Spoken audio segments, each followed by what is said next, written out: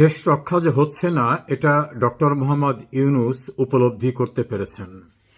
এখন তার মুখ্য হয়ে দাঁড়িয়েছে উভয় সংকটের মধ্যে থেকে তিনি কাকে বেছে নেবেন। এনসিপি নামক যে রাজনৈতিক দলটি জন্ম থেকেই মৃত্যুর দিকে ঢলে পড়ল, সেটা নিয়ে তিনি আর কোনো আশা রাখছেন না।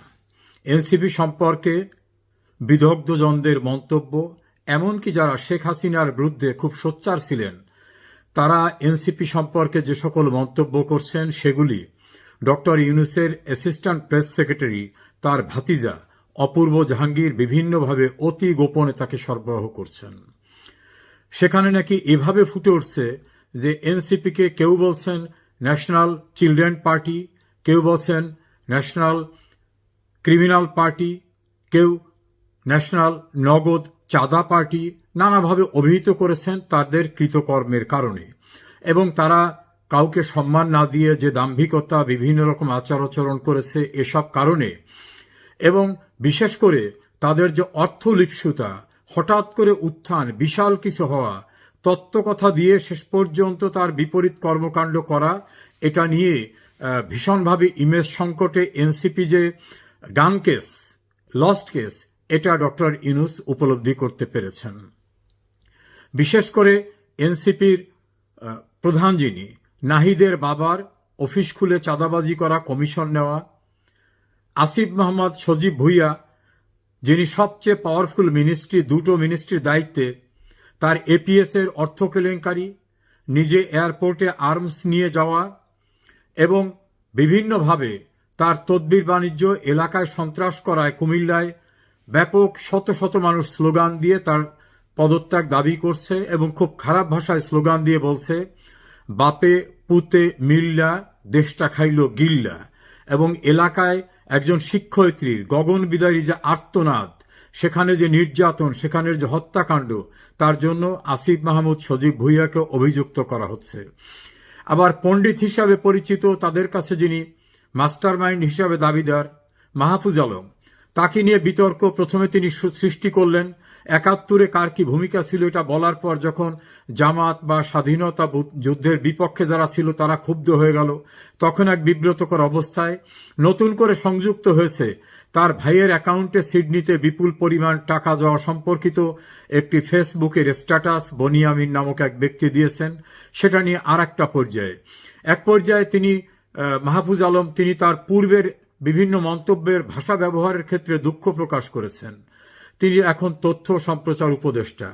অন্যান্য যারা এই এনসিপির নেতৃবৃন্দ, মাসুদ থেকে শুরু করে অন্যান্যরা হঠাৎ করে বিশাল বড়লোক হয়ে যাওয়া, বাড়িতে বিল্ডিং করা, কেউ ৩০০ গাড়ি নিয়ে সমবিহারে যাওয়া, এবং তাদের রাজনৈতিক কর্মসূচিতে সাজোয়া সেনাবাহিনীর যানবাহন ব্যবহার করা, সেখানে র্যাব, পুলিশ, বিজিবি, প্রশাসনকে ব্যবহার করা, এত কিছু করেও যখন তাদের কোনো সুফল দেখা যাচ্ছে না, তখন এই চ্যাপ্টারটাকে ডক্টর ইউনূস এখন অ্যাবান্ডেন্ড চ্যাপ্টার হিসাবে ঘোষণা করেছেন। যদিও প্রকাশ্যে তিনি বলছেন না, কারণ কৃতজ্ঞতা বলতে তো একটা জিনিস থাকে। তিনি তো উচ্ছ্বসিত হয়ে এদেরকে বলছিলেন তার নিয়োগকর্তা। তার নিয়োগকর্তা মানে মনিব, আর মনিব আর চাকর একটা দায় দায়িত্ব বোধ তো থাকে। দ্বিতীয় সমস্যার মুখোমুখি তিনি বুঝছেন। 11টি দেশে তিনি সফর করেছেন। সফর থেকে আসার পরে বাংলাদেশের গণমাধ্যম এবং কিছু জ্ঞানপাপী সাংবাদিক, বুদ্ধিজীবীরা বিশাল করে সংবাদ এবং টেলিভিশনের আলোচনায় নিয়ে আসছিলেন যে ইউনূস যেখানে যাচ্ছেন সেখান থেকেই সাহায্যের ঢল নামতেছে, যা অতীতে কেউ কল্পনাও করতে পারেনি। কেউ কেউ তো বলছেন যে খালেদা জিয়া শেখ হাসিনার আমলে এরকম আসে নাই, কিন্তু রেজাল্ট হচ্ছে কোনো দেশ থেকেই কিছুই আসে নাই। তারপরে ভরসা ছিল যে আমেরিকার সঙ্গে ইউনূসের খুব সম্পর্ক, তারা একটা কিছু করবেন। তারা তৈরি পোশাকের উপরে এবং অন্যান্য যে সকল মাল বাংলাদেশ থেকে রপ্তানি করা হয় তার উপরে যে শুল্ক আরোপ করেছে, সেই শুল্কের কারণে বাংলাদেশের তৈরি পোশাকের সবচেয়ে রপ্তানির বড় বাজারটা আমেরিকা, বাংলাদেশের এই খাতটা টোটাল বন্ধ হয়ে যাওয়ার উপক্রম হয়েছে। এক্ষেত্রে ইউনূস আমেরিকার কোনো সাহায্য পাচ্ছেন না। নির্লজ্জতার ভিতর থেকে খুব বিব্রতকর অবস্থা গেছে তার। তিনি যখন যুক্তরাজ্যে গেলেন, যুক্তরাজ্যের প্রাইম মিনিস্টার তাকে দেখা করবেন সরাসরি বলে অস্বীকৃতি জানালেন। এটা চরম একটা বেইজ্জতি কারবার হয়ে গেল।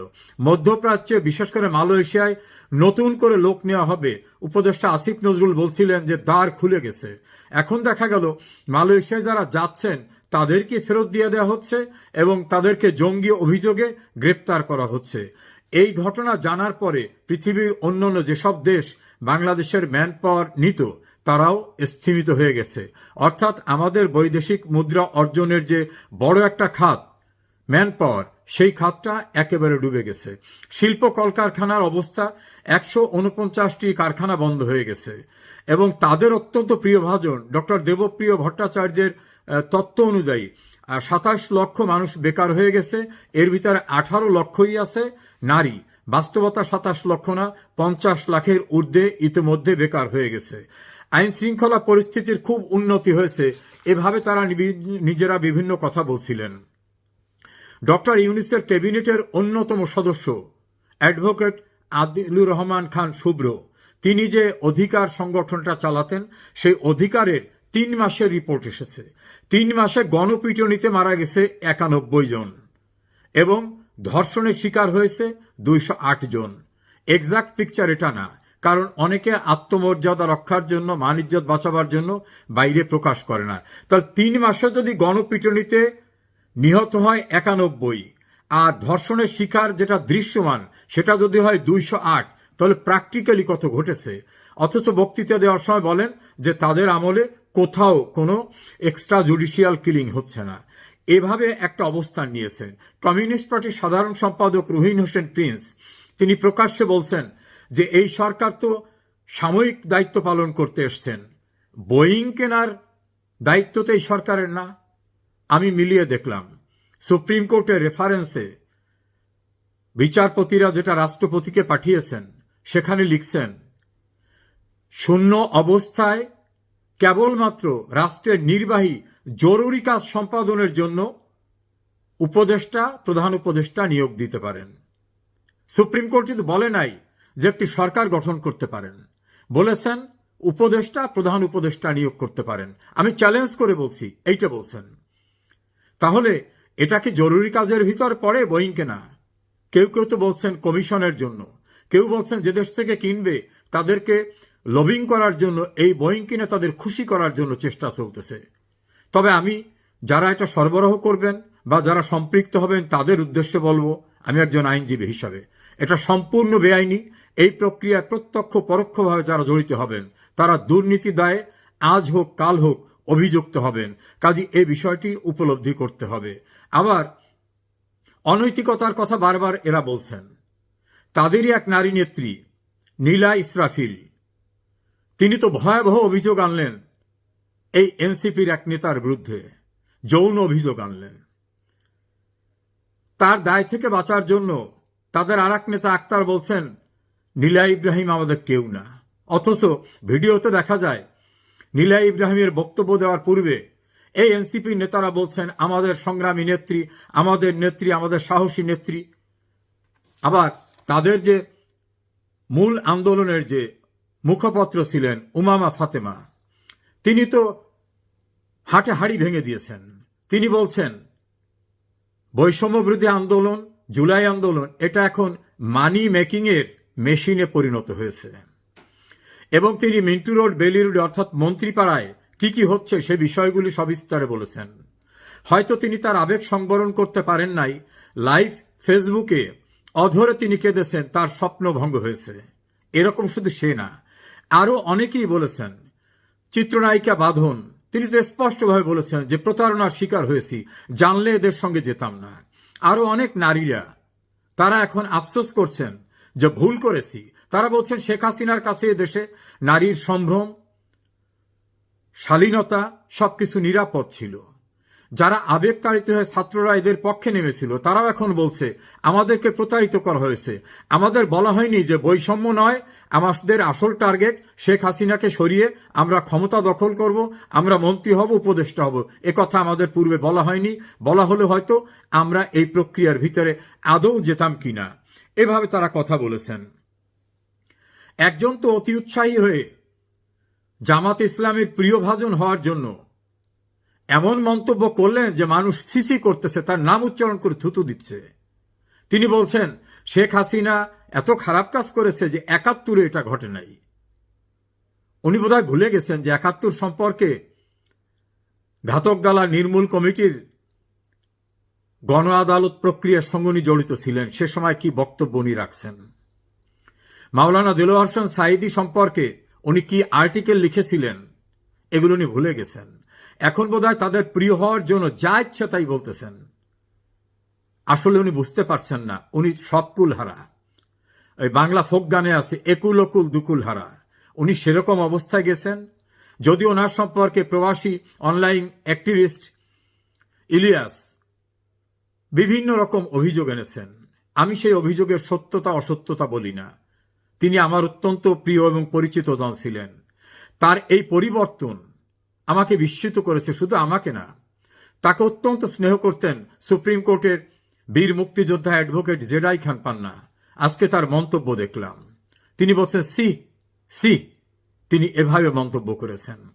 শুধু এই ক্ষেত্রে না, পদযাত্রা করতে গিয়ে দেখলাম ময়মনসিংহে তাদের সবচেয়ে ডার্ক সাইডের কথা যিনি বলেন হাসনাত আবদুল্লাহ, তিনি নাকি ধাওয়া খেয়ে ফেসবুকে দেখলাম বলছে দৌড় প্রতিযোগিতায় ছিলেন, এখন তিনি হসপিটালে। গাজীপুরে মাস্তানি করতে গিয়ে সেখানে তিনি আহত হয়েছেন। তিনি বলতেন যে আমাকে কেউ ভয় দেখাবেন না, চোখ বড় করে।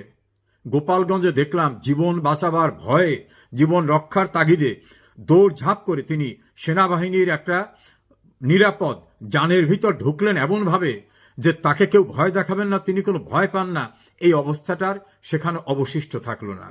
সার্জিস আলম, তার বাড়ির চেহারা চিত্র একাধিক ভিডিওতে সংবাদ মাধ্যমে এসেছে এবং তিনিও এই ক্ষমতায় বান অবস্থায় পৌঁছবার আগে বারবার বলছেন আমার হাতে টাকা নাই, আমাদের পকেটে এই কয়টা টাকা না। এখন তাদের যে অবস্থান, সেই অবস্থান দেখে তাদেরই যারা সহযোগী আম জনতা পার্টির এক নেতা এবং যারা ইনকিলাব মঞ্চ, তারা বিভিন্নভাবে তাদের চরিত্র তুলে ধরছেন।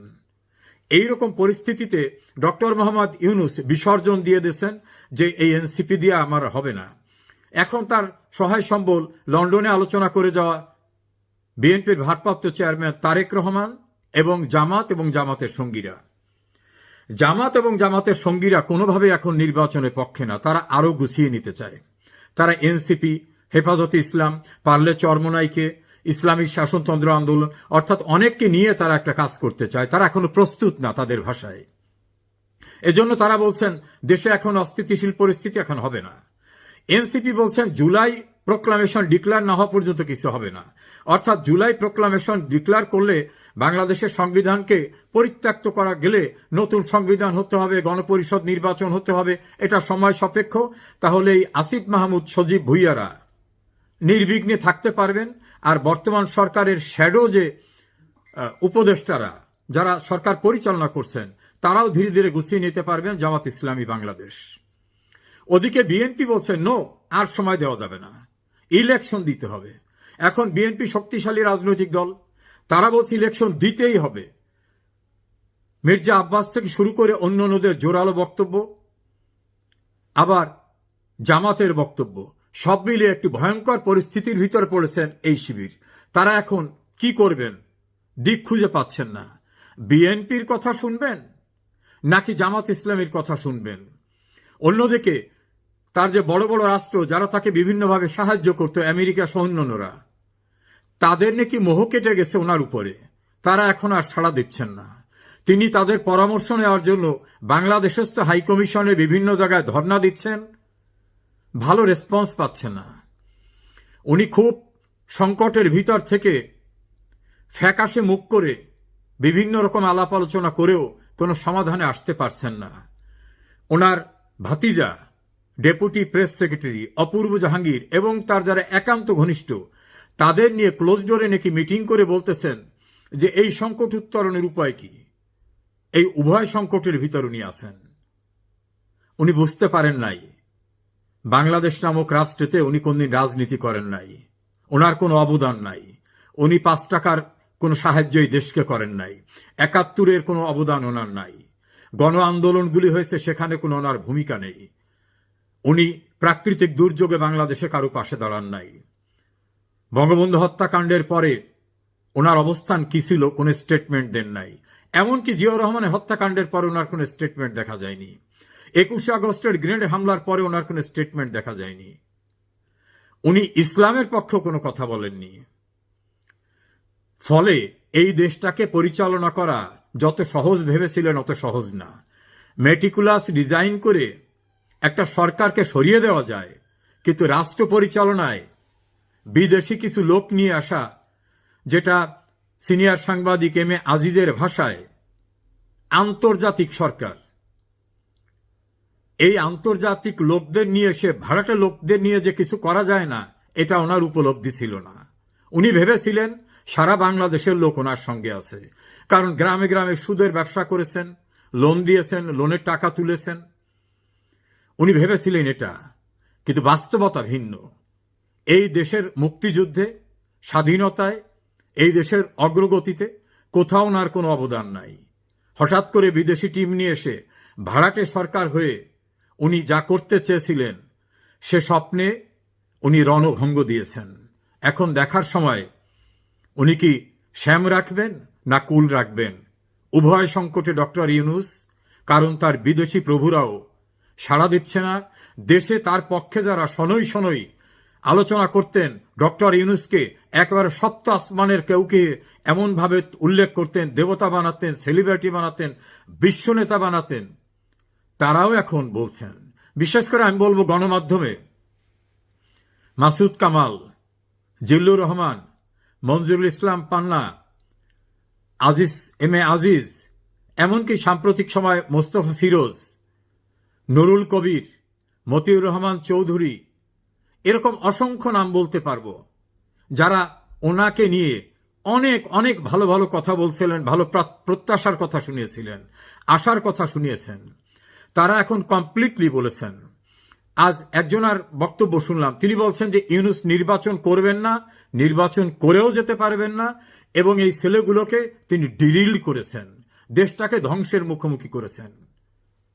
শুধু ধ্বংসের মুখোমুখি না, নিজের লোভী, নিজের সুযোগ সুবিধা যেভাবে নিয়েছেন, উনি জানেন না অপরাধ কখনো তামাদি হয় না। আজ হোক কাল হোক, তার এই কৃতকর্মের দায়বদ্ধতা অবশ্যই তাকে কাঠগড়ায় দাঁড়িয়ে করতে হবে। সেদিন খুব দূরে না।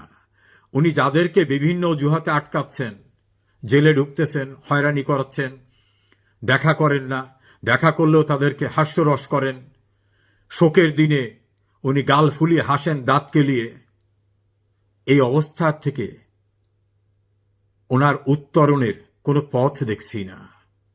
উনি বাঘের পিঠে সওয়ার হয়েছেন। বসে থাকাও সম্ভব না, নামলেও পরিত্রাণ হবে না। উভয় সংকট ইউনূসের পরিণতি দেখার জন্য আমরা অপেক্ষা করছি।